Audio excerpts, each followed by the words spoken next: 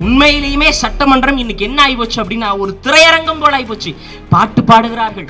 இன்னைக்கெல்லாம் பார்க்குறேன், ஒரு சட்டமன்ற உறுப்பினர் தன்னோட காதல் கதையை வந்து சொல்றாருங்க.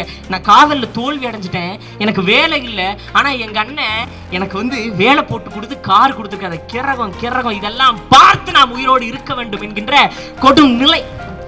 சட்டமன்றத்தில் பாட்டு, விஜய்க்கு துதிப்பாடலானால் ஒரு அமைச்சர் கூட, ஒரு சட்டமன்ற உறுப்பினர் கூட மக்களுக்காக பேசல. நீர்வளத்துறை அமைச்சர் இட்டுன்னு வரணும் பேசுவார், காவிரி பிரச்சனைக்காக பேச மாட்டார்.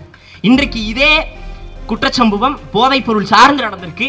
அமைச்சர் விக்னேஷ் அவர்களுடைய நிலைப்பாடு என்னங்க? அவர் எந்த துறைக்கு அமைச்சர் யாருக்காச்சும் தெரியுமா? அவர் எந்த சட்டமன்ற தொகுதிக்கு சட்டமன்ற உறுப்பினர் யாருக்காச்சும் தெரியுமா?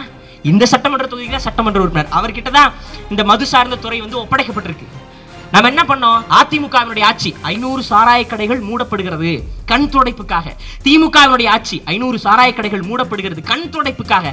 தாவேகாவினுடைய ஆட்சியில 717 சாராய கடைகள் மூடப்படுகிறது. அதை அப்படியே தனியாராக திறந்து விட்டார்கள். இதுவா மாற்றம்? என்னங்க மாற்றம்? கேட்டா 100 நாள் சாதனையாச்சு. நான் தான் சொல்றேன், நீங்க சரியான ஆள்.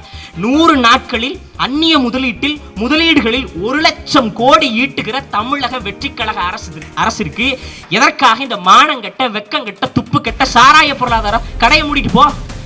அதானே மாற்றம். தமிழ்நாட்டினுடைய வரலாற்று சுவடுகளில் கிபி 300ஆம் நூற்றாண்டு முதல் 600ஆம் நூற்றாண்டு வரை களப்பிரர் ஆட்சி என்று ஒரு ஆட்சியை வரையறை செய்வார்கள். அந்த களப்பிரர் ஆட்சி தான் தமிழ்நாட்டினுடைய இலக்கிய சான்றுகளின்படி, வரலாற்றிய சான்றாதாரங்களின்படி இருண்ட ஆட்சி என்று குறிப்பிடப்படுகிறது. அதே போல என் பேரன்பு மிக்க பெரியோர்களே, 2031 வரை தமிழ்நாட்டில் மரண ஓலங்கள் நிற்கப் போவதில்லை, கூக்குரல்கள் நிற்கப் போவதில்லை, போராட்டக் களங்கள் ஓயப் போவதில்லை. காரணம், அதிகாரம் என்றால் என்னவென்றே தெரியாத ரசிக குஞ்சுகளிடம் நீங்கள் ஆட்சியை கொடுத்து விட்டீர்கள். இனி 5 ஆண்டும் தமிழ்நாட்டிற்கு இருண்ட கால ஆட்சி தான். இப்பொழுது சமூக வலைதளங்களில் சீனாவில் வெளியிடப்பட்ட ஒரு அனிமேஷன் திரைப்படத்தை பெரிதாக பேசுகிறார்கள். என்ன என்று போய் பார்த்தால் அந்த திரைப்படத்தினுடைய தயாரிப்பு செலவே மிஞ்சி மீறி போனா 10,000க்குள்ளதான் இருக்கும். ஆனால் இந்த சமூக ஊடகங்கள் அந்த திரைப்படத்தை பேசி பேசி பேசி பேசி பேசி பேசி ஊதி பெரிதாக்கி இன்றைக்கு அந்த அனிமேஷன் திரைப்படம், அந்த பொம்மை திரைப்படம் அந்த வசூல்ல 20,000 கோடியை ஈட்டி இருக்குது அப்படின்னு செய்திகளை பார்க்கிறோம். அந்த மாதிரிதான் என் அன்பார்ந்த மக்களே, சமூக வலைதள என்கின்ற குப்பையின் மூலியமாக ஆட்சி அதிகாரத்திற்கு வந்த கோமாளிகள் தான் தற்போது தமிழ்நாட்டை ஆண்டு கொண்டிருக்கிறார்கள். இதில் எந்த விதமான மாற்று கருத்தும் இல்லை. அண்மையில் அமுதன் படுகொலை செய்யப்பட்டார். அமுதனுக்கும் எனக்கும் ஒரே வயது. அமுதனும் நானும் தொலைதூர கல்வியில் தான் படிக்கிறோம்.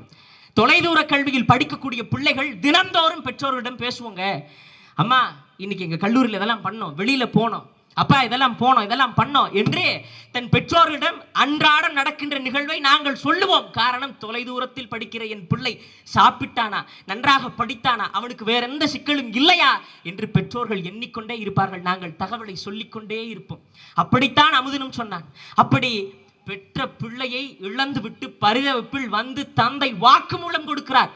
20 பேர் சேர்ந்து என் மகனை அடிச்சு கொண்டுட்டாங்க என்று. ஆனால் தமிழ்நாட்டுக்கு பள்ளி கல்வித்துறைக்கு ரப்பர் ஸ்டாம்ப் அமைச்சர் ஒருத்தர் இருப்பார்ல, ராஜ்மோகன், கோஷ்டி மோதல் அப்படின்னு அதை பதிவு செய்கிறார். அப்படின்னா தயவு செய்து சொல்றேன், இப்படியாப்பட்ட அயோக்கியர்களுக்கு வாக்கை செலுத்திய கரங்களை பார்த்து தமிழக மக்களை காரி துப்பிக்கொள்ளுங்கள். அயோக்கியர்களுக்கு நாம் வாக்கை செலுத்தி விட்டோம் என்று. தரமான வேட்பாளர்கள், குற்ற பின்னணி இல்லாத வேட்பாளர்கள், படித்த வேட்பாளர்களை களத்தில் நிறுத்தியது நாம் தமிழர் கட்சி. இந்த கோவையில மட்டும் 6 சட்டமன்ற உறுப்பினர்களை அள்ளி கொடுத்திருக்கிறார்கள் தமிழக வெற்றி கழகத்துக்கு 2 அமைச்சர்கள். இன்றைக்கு நாம் பேசிக் கொண்டிருக்கக்கூடிய தொகுதியா அமைச்சர் தொகுதி தான். ஆனால் அந்த அமைச்சர் தான் அமைச்சரவைக்கு, தான் சட்டமன்றத்திற்கு உட்பட்ட ஒரு இடத்துல கல்லூரியில் எப்படி நடந்திருக்கு, ஒரு ஆய்வு கூட போய் நடத்தல அப்படின்னா அவரெல்லாம் என்ன அமைச்சர் அப்படின்றதுக்கு எந்த பதிலுமே இல்லை. குறைந்தபட்சம் மக்கள் பற்றிய எந்த சிந்தனையும் இல்லாதவர்களை அதிகாரத்தில் ஏற்றிட்டு நல்லாட்சி என்று சொல்லுகிறீங்களே, அதை விட வேற ஏதாவது முட்டாள்தனம் இருக்க முடியுமா? என் அன்பார்ந்த பெருமக்கள், இன்றைக்கு டி.கே. சிவகுமார் பேசுறார். அவர் என்னமோ தமிழ்நாட்டை தன்னோட கைக்குள்ள வச்சுக்கிற மாதிரி பேசுறார். நான் இன்றைக்கும் சொல்லுகிறேன், ஒரு மானத்தமிழன் ஆட்சி அதிகாரத்தில் உட்கார்ந்திருந்தால் கன்னடக்காரர்கள் வாயவே திறந்திருக்க மாட்டார்கள். ஆனால் கொடூரம் 3 தமிழர்கள் துள்ள துடிக்க படுகொலை செய்யப்பட்டிருக்கிறார்கள். ஒரு அமைச்சர், 36 அமைச்சர்கள் இருக்கிறார்கள் தமிழ்நாட்டு அமைச்சரவையில். ஒரு அமைச்சர் கூட வாய் திறந்து இதற்கு கடுமையான கண்டனங்கள் பேசலையே. நீங்க அதே கட்சியோட இன்னைக்கு கூட்டணி வச்சிருக்கீங்க. இந்திய தேசிய காங்கிரசினுடைய நிலைப்பாடு இந்த பிரச்சனையில் என்ன? ராகுல் காந்தி பேசுவாரா தமிழர்களுக்காக? இல்ல இங்க இருக்கக்கூடிய காங்கிரஸ் கட்சி பேசுமா தமிழர்களுக்காக? நான் இன்றைக்கும் சொல்கிறேன், செத்தவன் நாடார் என்கின்ற அடிப்படையில் செத்திருந்தால், தேவர் என்கின்ற அடிப்படையில் செத்திருந்தால், கோனார் என்கின்ற அடிப்படையில் செத்திருந்தால், சாதி அடையாளங்களோடு செத்திருந்தால் எழுந்திருப்பார்கள். எப்படிடா என் தேவரை கொள்ளலாம், எப்படியாடா என் நாடாரை கொள்ளலாம் என்று. ஆனால் செத்தவன் தமிழன் என்கின்ற பின்னணியில் செத்தான். ஒருவன் கூட குரல் எழுப்பல, ஒருவர் கூட. தமிழ்நாட்டு அமைச்சர், எதிர்க்கட்சி தலைவர் யாருமே பேசலங்க. செத்து விழுந்தவர்கள் தமிழர்கள். அதனால் தான் மாற்றம் மாற்றம் கேட்ட என்னடா மாற்றம்? It is a change. என்ன மாற்றம்? நாம துண்டு சீட்டுக்கு பயந்தோம், A4 சீட்டுக்கு மாட்டிட்டோம். ஒரு செல்லூர் ராஜு, ஒரு சேகர் பாபு பயந்தோம். 108 செல்லூர் ராஜு, 108 சேகர் பாபு, எல்லாருமே கோமாளிகள், எல்லாருமே தற்குறிகள். இந்த ஆட்சியிலிருந்து நாம விடுபடணும்ல. குறைந்தபட்சம் அரசு தன் கட்டுப்பாடுக்குள்ள இருக்கக்கூடிய காவல்துறையாவது நேர்த்தியா செயல்படுத்தலாம்ல. ஆட்சி அதிகாரத்திற்கு எதிராக பேசிட்டா உடனே வழக்கு, உடனே கைது. குறிப்பா தமிழ்நாட்டு காவல்துறை சிறந்த காவல்துறை அப்படின்னு சொல்லுவாங்க. இந்தியாவில் மிகுந்த கடினமான குற்ற பின்னணி உடைய, எல்லா குற்றங்களையும் கண்டுபிடித்த திறன்மிக்க காவல்துறை தமிழ்நாடு காவல்துறை அப்படின்னு சொல்றாங்க. அந்த காவல்துறைக்கு தெரியாதாங்க கல்லூரி மாணவர்கள் கையில எப்படி போத போகுது அப்படின்னு. அப்ப என்ன சிக்கல் அப்படின்னா, ஒரு ஆட்சி அதிகாரம் மக்களுக்காக சரியாக நடத்தப்படவில்லை என்பதுதான் முழுக்க முழுக்க உண்மை. அந்த உண்மையை புறந்தள்ளவோ சகித்து கொண்டோ நம்மால போக முடியாது. ஆதலால் நீங்கள் வசமாக சிக்கிக் கொண்டீர்கள். கேட்டா தமிழ் பேச வரல. உண்மையிலேயுமே சட்டமன்றம் இன்னைக்கு என்ன ஆகிப்போச்சு அப்படின்னா, ஒரு திரையரங்கம் போல ஆகிப்போச்சு. பாட்டு பாடுகிறார்கள். இன்னைக்கெல்லாம் பார்க்குறேன், ஒரு சட்டமன்ற உறுப்பினர் தன்னோட காதல் கதையை சொல்றாருங்க. நான் காதலில் தோல்வி அடைஞ்சிட்டேன், எனக்கு வேலை இல்லை, ஆனால் எங்கள் அண்ணன் எனக்கு வேலை போட்டு கொடுத்து கார் கொடுத்துருக்காரு. கிறகம் இதெல்லாம் பார்த்து நாம் உயிரோடு இருக்க வேண்டும் என்கின்ற கொடும் நிலை. சட்டமன்றத்தில் பாட்டு, விஜய்க்கு துதிப்பாடல். ஆனால் ஒரு அமைச்சர் கூட, ஒரு சட்டமன்ற உறுப்பினர் கூட மக்களுக்காக பேசல. நீர்வளத்துறை அமைச்சர் இட்டுன்னு வரணும் பேசுவார், காவிரி பிரச்சனைக்காக பேச மாட்டார். இன்றைக்கு இதே குற்றச்சம்பவம் போதைப் பொருள் சார்ந்து நடந்திருக்கு. அமைச்சர் விக்னேஷ் அவர்களுடைய நிலைப்பாடு என்னங்க? அவர் எந்த துறைக்கு அமைச்சர் யாருக்காச்சும் தெரியுமா? அவர் எந்த சட்டமன்ற தொகுதிக்கு சட்டமன்ற உறுப்பினர் யாருக்காச்சும் தெரியுமா? இந்த சட்டமன்ற தொகுதிக்கு தான் சட்டமன்ற உறுப்பினர். அவர்கிட்ட தான் இந்த மது சார்ந்த துறை ஒப்படைக்கப்பட்டிருக்கு. நம்ம என்ன பண்ணோம்? அதிமுகவினுடைய ஆட்சி 500 சாராய கடைகள் மூடப்படுகிறது கண் துடைப்புக்காக. திமுகவினுடைய ஆட்சி 500 சாராய கடைகள் மூடப்படுகிறது கண் துடைப்புக்காக. தாவேகாவினுடைய ஆட்சியில 717 சாராய கடைகள் மூடப்படுகிறது. அதை அப்படியே தனியாராக திறந்து விட்டார்கள். இதுவா மாற்றம்? என்னங்க மாற்றம்? கேட்டா 100 நாள் சாதனையாச்சு. நான் தான் சொல்றேன், நீங்க சரியான ஆள். 100 நாட்களில் அந்நிய முதலீடுகளில் 1,00,000 கோடி ஈட்டுகிற தமிழக வெற்றி கழக அரசிற்கு எதற்காக இந்த மானங்கட்ட, வெக்கங்கட்ட, துப்பு கட்ட சாராய பொருளாதாரம் கடையை மூடிட்டு போ? அதானே மாற்றம், அதானே மாற்றம். ஏன்னா அவனுக்கு தற்சார்பு பொருளாதாரம் தெரியாது, எதுவுமே தெரியாது. அதனால் எது ஒன்றுமே தெரியாத தற்குறிகளிடம் நாட்டை கொடுத்து விட்டு நாம் தான் சிக்கிக் கொண்டு இருக்கிறோம்.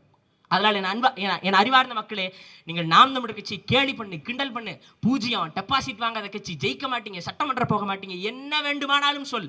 ஆனால் எங்களினுடைய இந்த போராட்ட களம் என்பது உறுதியாக இருக்கும். தமிழர்களை ஒருவன் அடிக்கிறான், தமிழர்களை ஒருவன் வஞ்சிக்கிறான், தமிழர் நிலம் பாதிக்கப்படுகிறது, தமிழர் உரிமை கேள்விக்குள்ளாக்கப்படுகிறது, தமிழர் வளம் களவாடப்படுகிறது, தமிழர் மொழி சிதைவுறுகிறது என்றால் அதற்கான முதல் குரலாக நாம் தமிழர் கட்சியினுடைய குரல் ஒலிக்கும். அதை யாராலும் மாற்ற முடியாது. நீ சொல்லு தேர்தல் அரசியலினுடைய வெற்றி இன்றைக்கு எங்களால் வெல்ல முடியவில்லை, எங்களுக்கு அடுத்த தலைமுறை வெல்லும். ஏனென்றால் தேர்தல் அரசியல் வெற்றி என்பது வெறும் வெற்றித்தான். ஆனால் மக்களுக்காக உண்மையாக களத்தில் நிற்பதற்கு பேர் தான் ஆத்மார்த்தமான வெற்றி. அப்படி என்றால் நாம் தமிழர் கட்சி எப்பயோ மக்கள் மன்றத்தில் வெற்றி பெற்று விட்டது. ஆகையால் இந்த மாணவருக்கு நடத்தப்பட்ட இந்த கொடுமையான அநீதிக்கு இந்த அரசு உடனே தீர்வு காண வேண்டும். கரூரில் செத்தவங்களுக்கு அரசு வேலை கொடுத்தீங்கல்ல ஐயா முதலமைச்சரே, இன்னைக்கு செத்துருக்காங்கல்ல இந்த 3 தமிழர்கள், அந்த குடும்பங்களுக்கு குறைந்தபட்சம் அரசு வேலை கொடுங்க. ஏன்னா எந்த தார்மீகமும் இல்லாம வெறுமனே உங்களை பார்க்க செத்து போனவர்களுக்கு அரசு வேலையை நீங்க கொடுப்பீங்கன்னா, ஒரு கொடுங்கோன்மையால் படுகொலை செய்யப்பட்ட தமிழர்களுக்கு அரசு வேலை கொடுக்கிறேன்னா இது மானங்கட்ட அரசு தான் என்று சொல்லி விடைபெறுகிறேன். நன்றி, வணக்கம். நன்றி தம்பி. அடுத்ததாக திருப்பூர் வடக்கு தொகுதியின் மாணவர் பாசறை